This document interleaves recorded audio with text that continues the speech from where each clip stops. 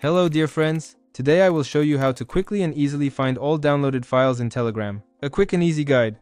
So first we open our Telegram, then we need to click on settings, and after that we need to scroll down just a little down to find the data and storage button. Click on it and at the top we will see a yellow square labeled storage usage. We click on it and here we will see how to cheat the cache. Next, scroll down and see chats, media and files. You choose media if you need it, or files. We go into files and see our necessary files here.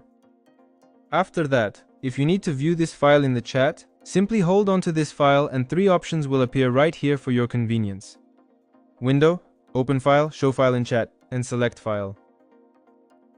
If you don't need to do anything with this, you can click the round button on the left if you need to clear it.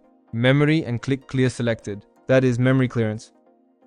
After you press the blue button, the file will be deleted and you will have more storage on your phone.